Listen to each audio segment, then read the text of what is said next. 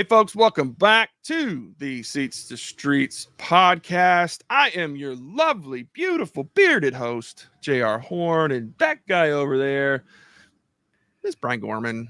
Yeah. Oh, well. Yeah, that's all we really need. So, for all of you that aren't viewing through YouTube or Spotify video, you're missing out. Tune in. See Brian. He's actually not bad. Solid 7 out of 10, I would say, right? See, Brian, I'll take a 7 out of 10. I was hoping Okay. for a solid 5 to 6, but my daughter said the other day, I mean, she honestly looked at me, my 16-year-old looks at me and goes, hey, Papa, how did you ever pull Mom? Oh, yeah. Like the ratio between the two, she is so far out of your league. And I'm like, first, thanks, sweetie. But so we ended up with this. It was funny. Me and my 16-year-old like doing the whole, rankings and ratings. Well, a solid 6 maybe for someone of my age. Let's just go just like, yeah, the oddity of the conversations we have. But sweetie, sit down. Let's talk about something called generational debt. Someone owed somebody a long time ago, and I just happened to win on that one. So yep, yeah, I haven't quite got that yet. My kids aren't old enough yet, but usually when someone asks, I always tell them, "Hey guys, hang on, I'm a late bloomer. Give me another 20 years, and I might be all right." Yeah. For reference, once my wife loses her vision and feeling, and sense of where she exists in the world, when she becomes an Alzheimer patient, man, I'm going to be pretty amazing. Yeah, the way she would look at me when I was wearing my mask was much different than when I didn't have my mask on. Oh, Brian, I hope the new year was good for you. It was awesome for us. We were able to go and see family. I know you guys had some time away, a little bit of vacay time to be able to catch up and stuff. And so, man, I'm excited to hit the ground running, to be able to impact churches and to see them equipped to make committed growing disciple makers. And one of the ways that we always try to do that is on this online medium here. Whether you're tuning in on YouTube or you're tuning in through your earbuds or through your car, the goal of what we do at Seats to Streets is to equip you and your church to create committed growing disciple makers. That's it.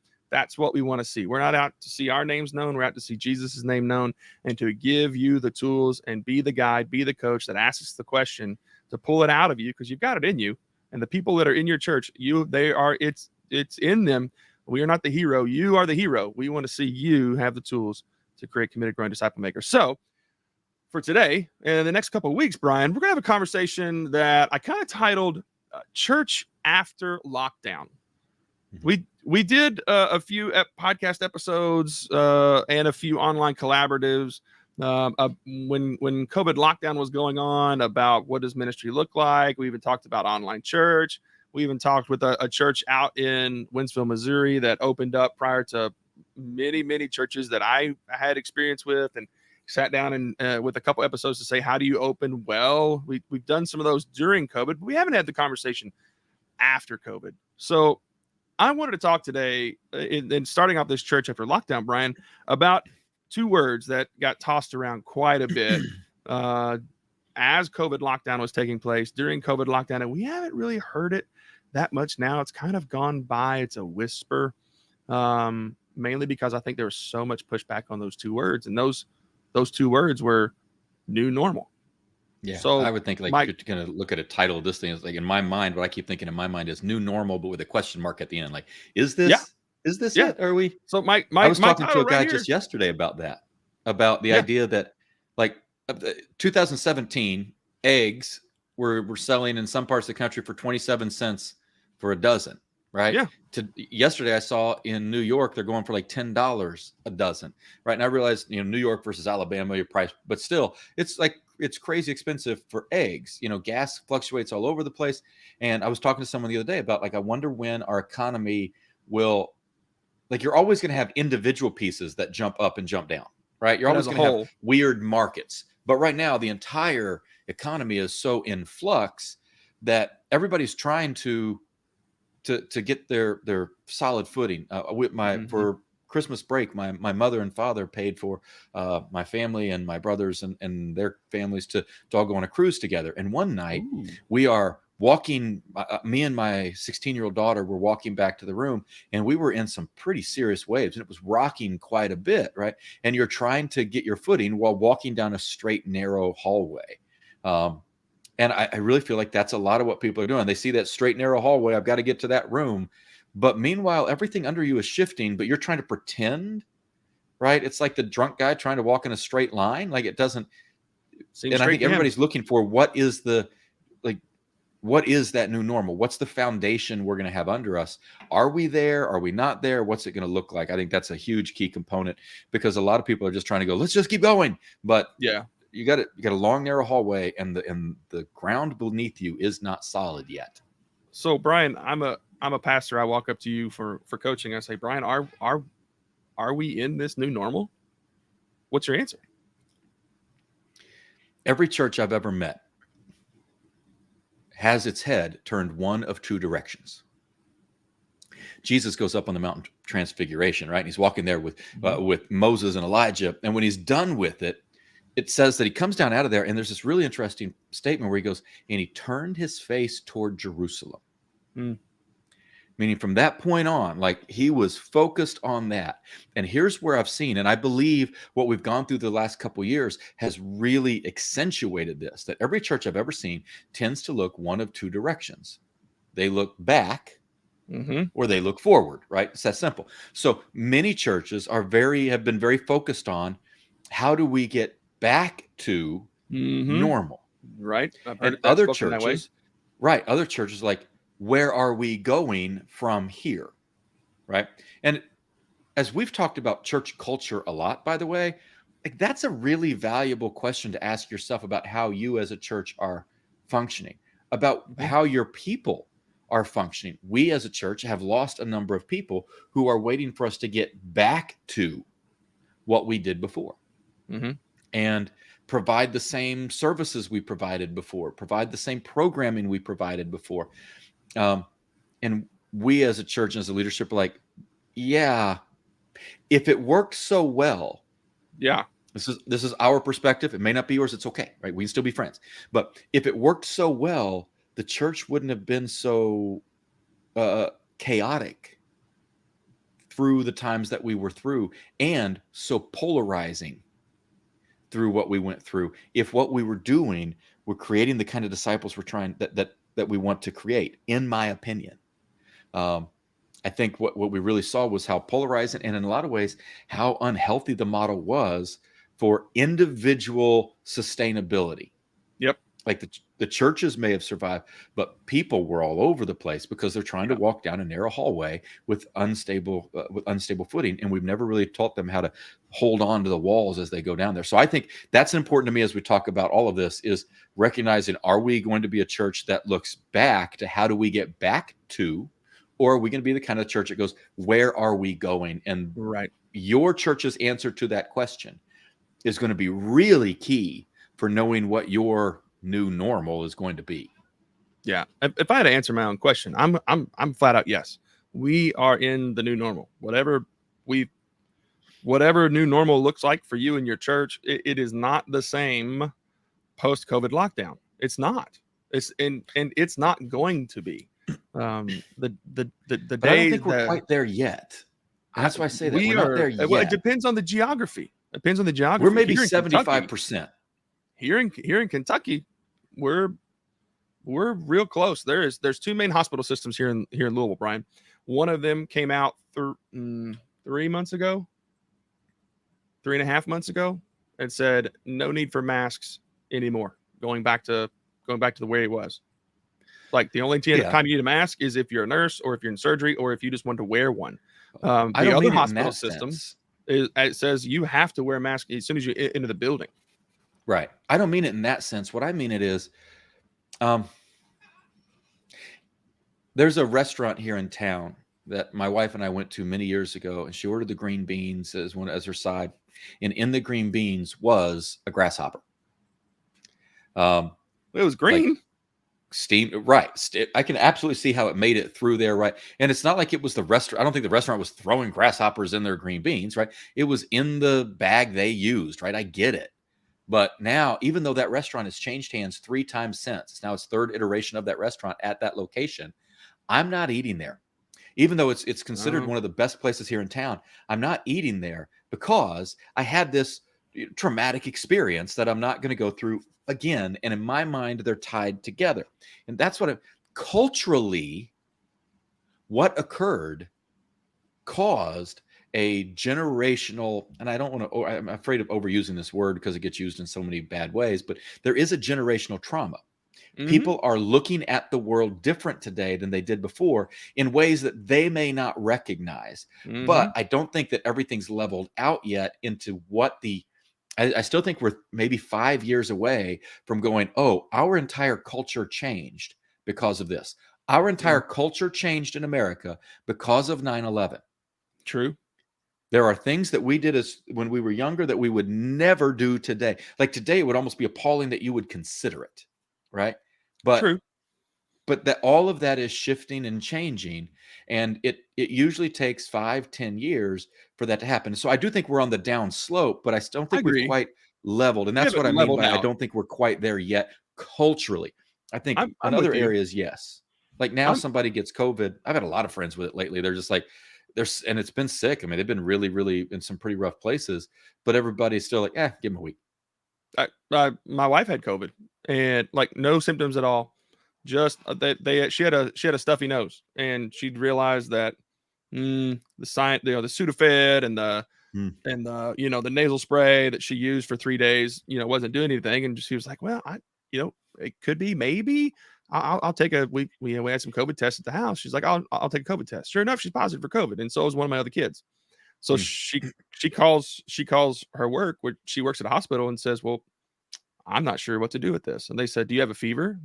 And she said, no, I haven't had a fever at all. They said, see you at work tomorrow. Yeah. So, but I mean, so I think in every And that's not place, downplaying anyone with COVID, but right? please, anyone that's gotten Because majorly sick, different people are that's going to not experience downplaying. different.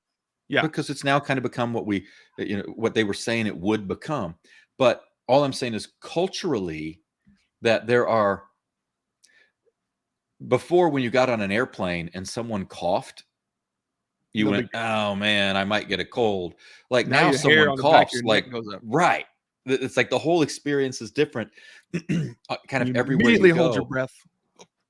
Right. I'm really curious as to how I think it's going to be a number of years before we really understand normal. And the problem for the church is whatever's going on culturally takes about another 5 to 10 years to True. really permeate the church. And so True. the church is almost always 5 or 10 years behind the times.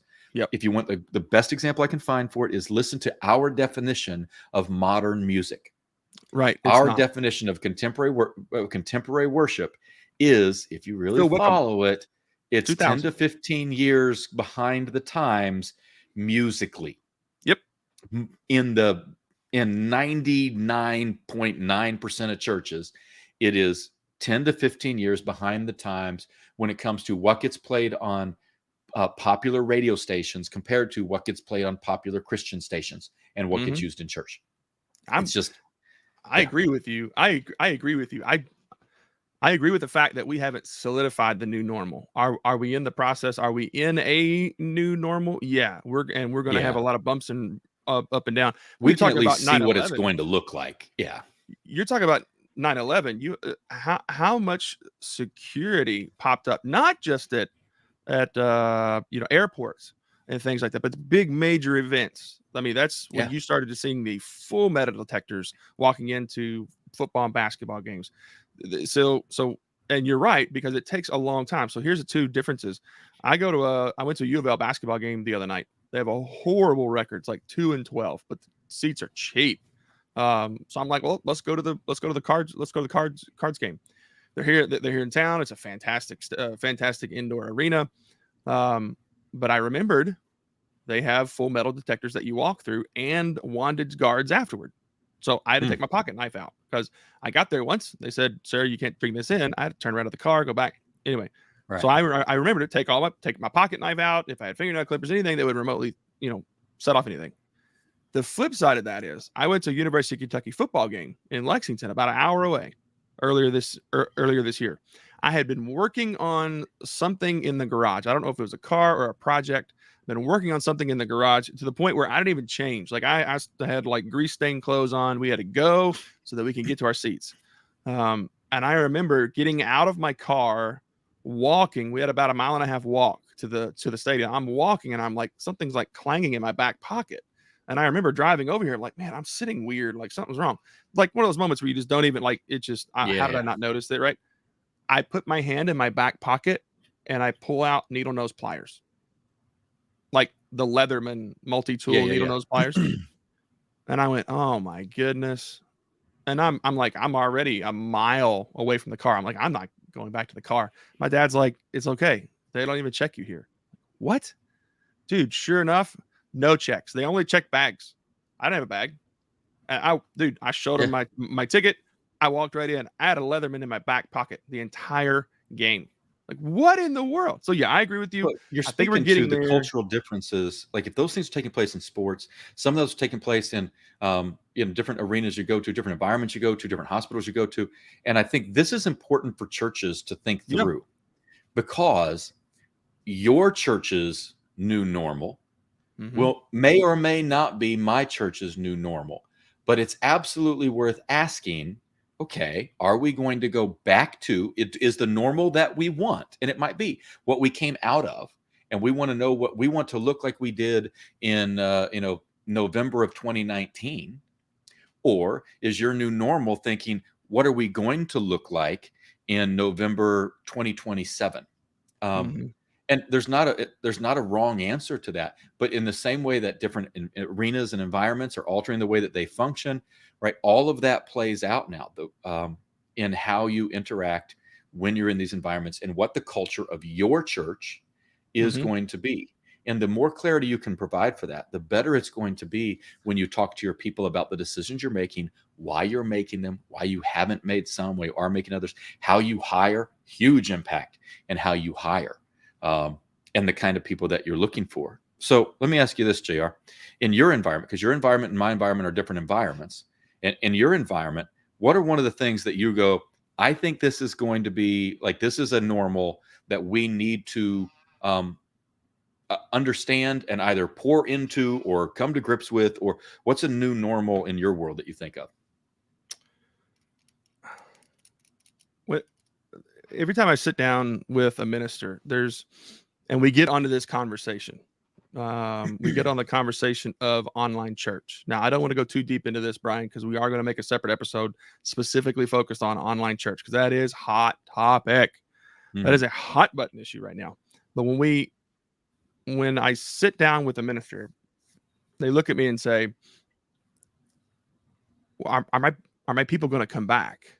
Like, is that are my people going to come back? We've seen statistics. I was looking up, Lifeway Research just put out an article in January 2022, earlier. Well, it'd be earlier last year now. A year ago from now, they put out a statistic that said 97% of churches, as of early in 2021, are back in full-time attendance. Those churches are showing that 74%. They were at 74% of the average attendance prior to COVID-19, which we've seen that. Even Unstuck Group has reported that the end of quarter 4 2022, that they started the quarter with 30% down for churches, but churches have grown 26%. So we've seen this. We've seen this 25 to 30% of our churches just aren't there. And a minister always comes back and says, are my people coming back? I would have to answer that not as many of those people, of that 30% that you thought were friends and family and worshiped alongside of you, are ever going to walk back into your church. Yeah. If they were going to be back, for the most part, I would say, we're recording this in January of 2023. You'll know by the time you get to Resurrection Sunday this year. Oh yeah, absolutely. Easter. We've had just in the past 2 months, people that we have not seen, like coming back, like sometimes like families of 8 and 10 and 15 people all of a sudden show back up and be there every week. And we've seen that just like October, November of this last year. So I do think that after it's Easter, going to, though, you they think have it'll be to after have Easter? the Easter. They have to have the Easter experience of being in the church. Creasters. They have to experience what it is to be a creaster and go, I got to be back. It's the 2 and 3 Okay, weeks after Easter. I can see where you're coming from, because they're going to sit there and go, "What church are we going to for Easter?" Mm-hmm. And if it's yours, but I think you're going to know within the early first quarter, second quarter of this year that I would. I don't know if everybody's going to agree with this one. I wouldn't keep wasting too much of my energy on those who aren't back yet, especially if your church has people who are there that weren't there before.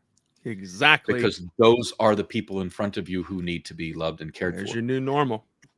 So let me piggyback on that then. And I think one of the other new normals that's going to be there that needs to just be addressed is the mental health and the passion of the pastors, of the ministers. Mm-hmm. I heard a guy early in the middle of lockdown of COVID. His statement to me was, "Brian, I've discovered that ministry loves me more than I love ministry." Okay, I think I know what that means, but what do you think that means? And his basic explanation of it was, I'm good at what I do. Yeah. I'm impactful in the way I do it. This is working. But I'm kind of going through the motions. It's become a job. And I think for a lot of people, it's become a job. And again, Brian says unhealthy things, and I'm aware of that, right? So a while back, I was at a person's house. Right. And we were sitting down talking, and I asked them I ask random questions to people a lot. And one of the questions I asked both these people, one was a teacher, one was a firefighter. Hey, what is something that you didn't expect was going to be such a key part of your job, but is such a part of your job? And they both kind of shared, oh, here's what it is right now. And then the mistake I make when I ask these questions, I don't think someone's going to ask it back. And so they turn around and ask the question back to me. And I have a tendency to speak before I think on occasion. And my answer answered their question. What I think I didn't realize. What I think went wrong was I answered your question. It was. And the immediate answer out of my mouth was, I didn't realize that I had signed up to be a prostitute. And they pull those back in. It's like, oh, wait, let me back up here a second. And I said, what I didn't recognize was that there were people who were my friends. There were people who were around me all the time, people who I had poured into their life because I liked them as a person, not because this was my job. Right. And then when things didn't go the way they wanted them to go, they reminded me, nope, we're your friend because of the job, not because of you as a person. And I was like, I just didn't realize that I was there for services rendered. And that was a struggle. And I know a lot of ministers who have struggled with that when good friends, people that they really trusted, people that they would vacation with, all of a sudden just abandoned them with almost no answer. And I think that's been a real challenge. And so in the midst of this, I think there's going to be this real question for ministers to be asking themselves, does the ministry love me more than I love the ministry? Because it is really easy. It is really easy to phone it in for a long time. It's easy to phone it in for a long time and not really be passionate about the great opportunity of what we have, the tremendous opportunity we have to be on the front line of God's work. And I think I've known some guys in mainline churches, guys in your non-denominationals and moderns and all the other things, but I've known a number of them who are just like, I do this thing, and they're not like excited. And I knew guys before who were in that place, but now not this amount. It has really solidified whether or not does the ministry love you more than you love the ministry. And here's my only pushback to that own statement is, no, it doesn't.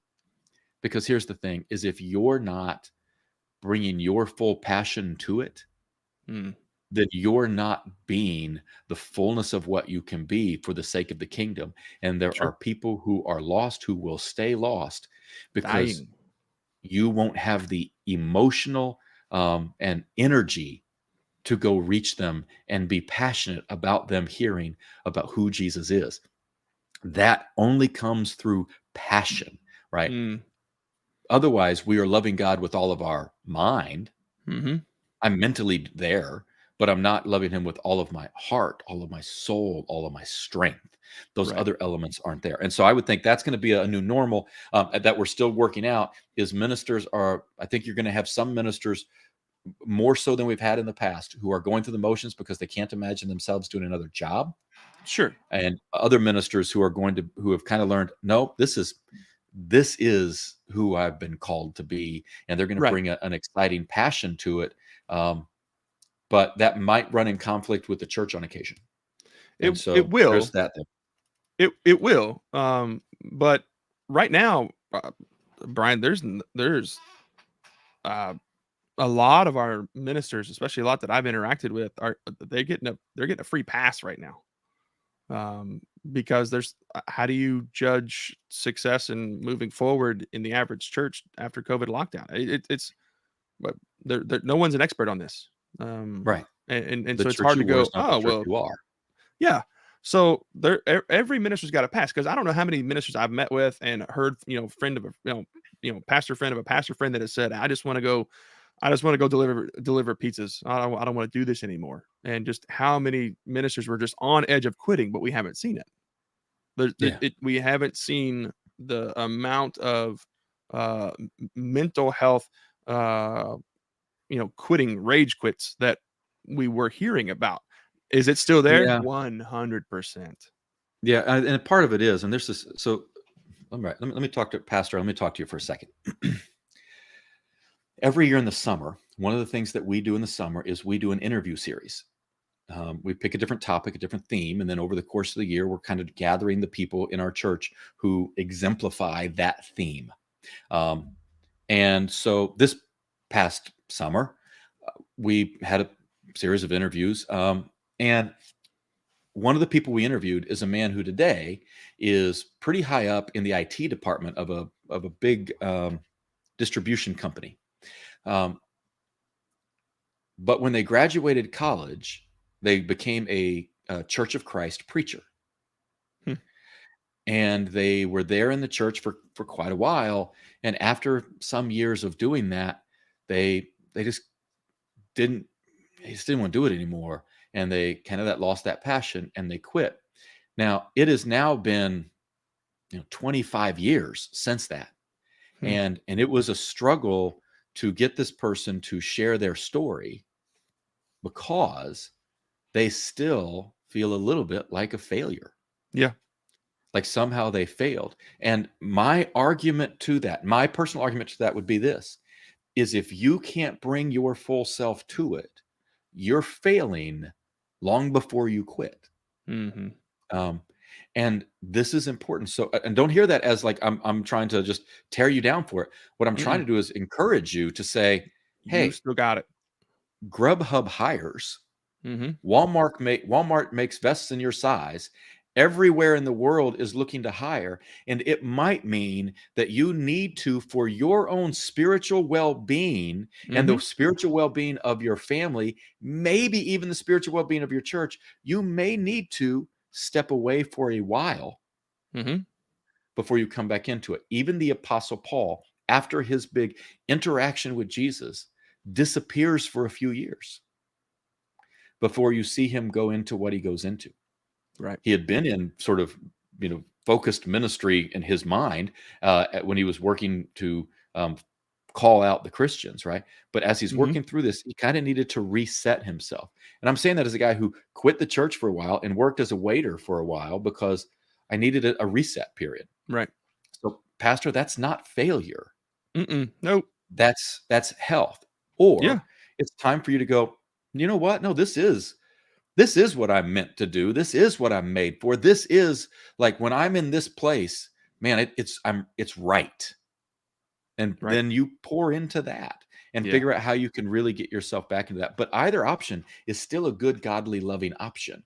It Agreed. might be a healthy, loving thing for you to do to figure out how much Grubhub do I need to deliver Hmm.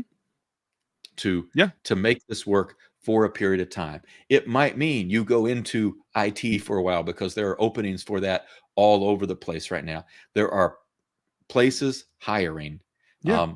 And one of the odd joys of most ministry positions is you can recover that income pretty quickly versus some other jobs you may be in. There are Yeah. places to recover that for many ministry positions. So Yeah. I'm just telling you, it's something to think about, Pastor.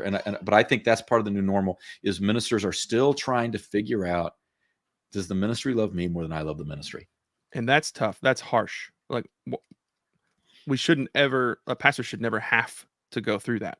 Right. However, uh, our our perfect Savior handed off the task of loving and growing and building His church to very broken people, and Yeah. so we have to interact with that. And this is okay. This isn't one of those conversations where it's like, Pastor, pull yourself up by your bootstraps. Come on. No, my goodness, no. Mm-mm. But this is a conversation of you need someone to pour into you in order for you to continue to pour into other people. You need someone to continue to love you, ask the right questions, and to be in a relationship that is cared for you and your mental health, so that you can go and do that with your people. All of your church comes to you for that. You've got to be Right. the Bible scholar. You've got to be the marriage therapist. You've got to be the A plus parent guide and coach. I mean, it's totally fine. And if anything, Brian, this COVID lockdown has really amplified the need for that. The need, and I even wrote it down here. I'm like, pastors are more broken and undertrained than we ever thought prior, and not And undertrained because it's their I'm going fault. to add to that. Every piece of that is true. You know, you and I were talking before we went on here for start recording. Um, I recognize I'm exceptionally fortunate in this. I go back to an Hmm. old Willie Nelson song where Willie says, I guess understand that I can count on both hands the ones I love. Hmm. Um, and some folks just have one, and some of them have none, right? And there's this brilliance in it that I have been really gifted and blessed in my life to have multiple people who support me regardless of my title. Hmm. Um, and so I've been very fortunate in that. I always go back to Exodus chapter 17, where the Israelites have just come out of Egypt. They get into a fight with the Amalekites. And Moses says, "Hey, I'm going to go up on that hill and I'm going to raise up the staff of God. Um, and we're going to win this battle." And he raises it up, but they don't just win the battle. They are winning the battle, but they don't win. It takes Hmm. them time. They have Hmm. to keep fighting, right? Hmm. And then there's this statement in there that just sticks with me in verse 13, um, actually 12 and 13. It says, "When Moses' hands grew tired, Aaron and Hur, which his brother and brother-in-law, took a stone and put it under him, and he sat on it." A little support. Aaron and Hur held his hands up, one on one side, one on the other, so that his hands remained steady till sunset. Moses' hands were the hands that had to stay up, Yep. but he didn't have to hold his arms up by himself. And I just Hmm. think if you don't have some Aaron and Hurs in your life, Mm. man, you need to make that priority number one. One of the Yep. things, new normal, one of the things that we saw in the midst of it is people kind of figured out who their bubble were, like who's in my bubble. Who Yep. are the people that I don't care if we all get sick together, if we go down together, right? Yep. Who are the people that we'll do that with and we are willing to risk with? Um, Hmm. and they're willing to risk with us. And it's just one of those things. I was talking to a friend of ours the other day who said, "I've just realized that that a lot of my friends are only my friends because of a transaction. They call me when they need Mm. something. I call them when they need something. We'd still call each other friends, but it's transaction, or whatever the word is." They go, I'm kind of okay with those when I lose those people. Where in Yeah. the past they'd have fought to keep those people. Pastor, minister, church leader, you need an Aaron and a Hur Hmm. because your arms are the ones that have to stay up for the sake of you and your family. Your arms are the ones that have to stay up, but you need some people around you who will hold your arm when you don't have the strength to keep it up. Yep. Yep. That is so. If you don't have that as a goal for this year, you Exactly. need to make that a goal for this year. Find those people. Yep. I agree. And wrapping it up on this, Brian, those people don't have to come from within their church, right? No, I would say I've got probably 5 of these people in my life. One of them being you, one of Hmm. them being someone who, um, attends once a month. Right. Used to be the chairman of the elders of my church, but now they attend once a month. They're very heavily involved in other churches as well because of their kids. Mm-hmm. One of them who only attends online, Mm-hmm. um, and two of them who attend regularly, but still have not, like, a long way from actually giving their life to Jesus. Mm-hmm. And these five people for me are the ones that I know are there. And I've got a small handful of five or six others who I know if I called them at 2 a.m, they're going to answer the phone because I'm in their favorites and the phone will ring, Right. right?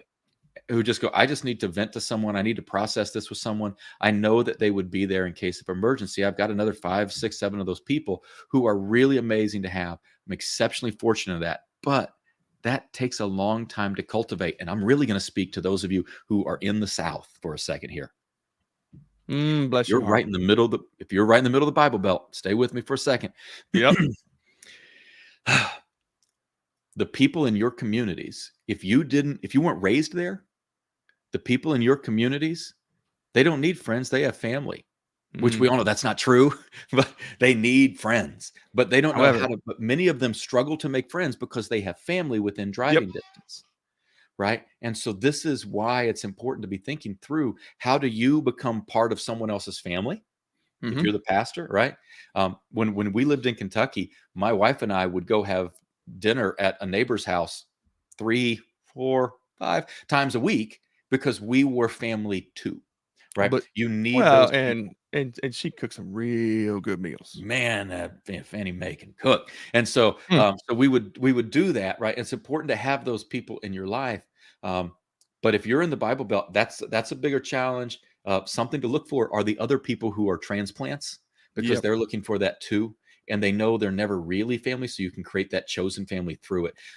But that's a real challenge if you live in those communities. And Brian's right. I've been born and raised in Kentucky. I spent a decade outside of Kentucky, but then moved right back into Kentucky. Don't live in the same place that I was growing up. But the number one question I was asked whenever I had graduated high school and moved away was, "Hey, where are you working at now?" They didn't ask me where am I living. I haven't seen you in a while, because the assumption was you don't leave Harrison County, you don't You're leave going to be the in one of the area. four places. Yeah. So where are you working at now? Blew me away. Never really understood it until then. And then all that to be that at 100%. You're right on that, Brian. So I hope you've enjoyed this. Just kind of off the wall conversation of what does new normal look like, and even some differing opinions and pushback and things like that between Brian and I. That's what we want to be able to do, is resource you with these voices, with these thoughts that you can latch onto to go, oh, I'm not crazy. Those guys thought about it. No, I'm good here. Maybe I'm on the right track. So we hope that everything we've been able to talk about has equipped you to create committed, growing disciple makers. Coming up in this series called Church After Lockdown, we're going to talk more about online church. Because new normal to me is online churches sticking around. And I know some of our listeners, some of you guys are like, please stop. But hang on. Stick around with us. Have the conversation with us. And another one of the conversations we're going to have is about discipleship. If I Mhm. could step on a few bit of toes for 2 seconds before we end this, if we just saw that 30% of the church walked away after COVID lockdown, and when 98, I think the current statistic right now is 98% of churches are open back to full operating procedure. If we saw 30% of our people walk away, that showed the fruit of our ministry. That showed the fruit of Yeah. what we were doing. Our discipleship programs and what we are doing to disciple our people must go through an overhaul process to where we create it, upgrade it, maintain it, and measure it. If not, then we are not equipping our people. To be cliche here, we're not equipping our people to have pandemic-proof faith. If we go through something like this again, are we going to see another 30% go, Brian? Well, history speaks that we might. Mhm. And Yeah. and another reason why they're either going to be back now or going to be, Brian thinks they're going to be back sometime around Easter, is that the 30% that we saw leave, we're not seeing that number come. We're only seeing new people come. The Yeah. church on average has grown by 26% of new people. It's Yeah. new people that are coming in. They're desperate to know Jesus. They're desperate to know their place in the kingdom. So our discipleship programs, we have to be able to measure and maintain their impact. So that's going to be a part of this conversation we have coming up that we call Church After Lockdown. We would love to have a conversation with you. You can check us out online at seatstothestreets.com.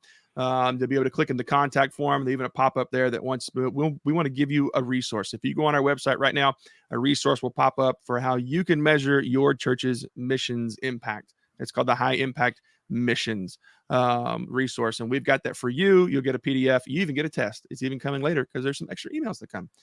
So go ahead and sign up. We'd love for you guys to have that. But until next time, we hope you've been equipped to create committed, growing disciple makers. We'll see you later. Later.